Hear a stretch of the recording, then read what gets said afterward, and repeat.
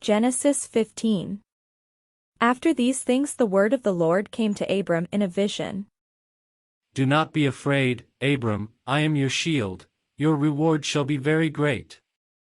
But Abram said, O Lord God, what will you give me, for I continue childless, and the heir of my house is Eliezer of Damascus? And Abram said, You have given me no offspring, and so a slave born in my house is to be my heir. But the word of the Lord came to him. This man shall not be your heir, no one but your very own issue shall be your heir. He brought him outside and said, Look toward heaven and count the stars, if you are able to count them. Then he said to him, So shall your descendants be. And he believed the Lord, and the Lord reckoned it to him as righteousness. Then he said to him, I am the Lord who brought you from Ur of the Chaldeans, to give you this land to possess. But he said, O Lord God, how am I to know that I shall possess it? He said to him, Bring me a heifer 3 years old, a female goat 3 years old, a ram 3 years old, a turtle dove, and a young pigeon.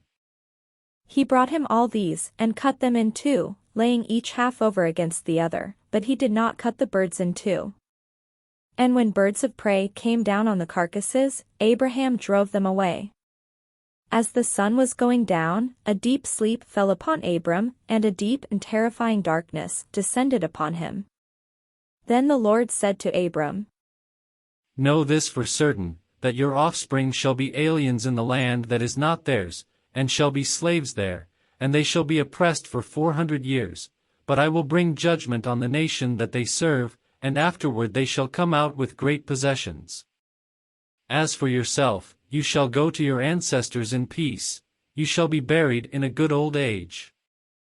And they shall come back here in the 4th generation, for the iniquity of the Amorites is not yet complete. When the sun had gone down and it was dark, a smoking fire pot and a flaming torch passed between these pieces.